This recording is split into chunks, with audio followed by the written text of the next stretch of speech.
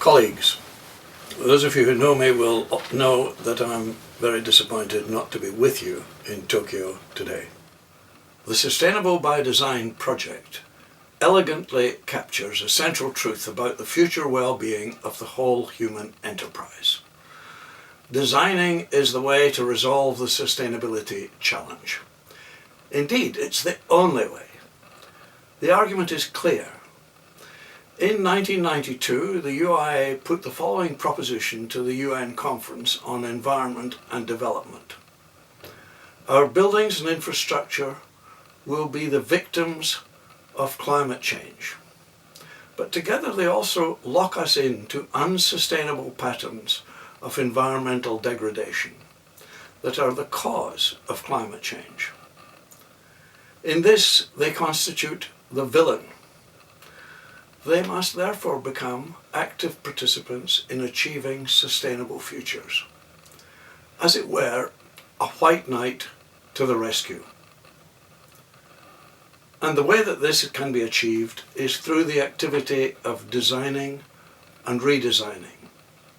The Sustainable by Design project and the mission for the profession that it encapsulates provide the framework, the route map, the only route map to sustainable futures.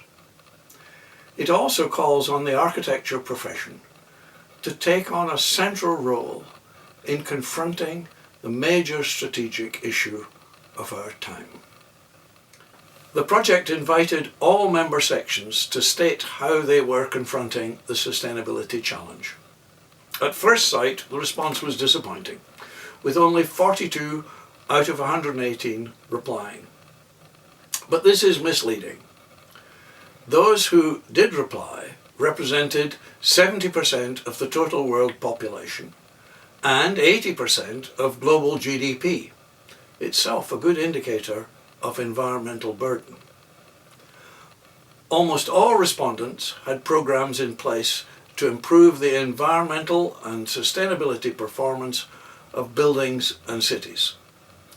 Respondents who did not have a plan sent a very clear message that they recognized the climate change and sustainability challenge, but had not yet been able to develop a relevant response. In all cases, they indicated that they would welcome help.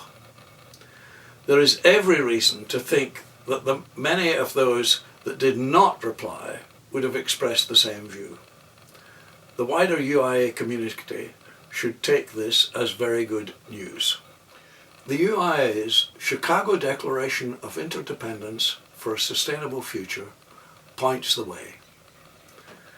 Either we are all sustainable, or we could find that none of us is. Sustainability is not divisible. Interdependence is the key. Member sections that already have well-developed programs should make their expertise available to those who need assistance. Their help will be welcome, and it's in everyone's best interests. From Melbourne, I wish you all well. I also look forward to continuing my work with the UIA and to being with you in person at future congresses and assemblies.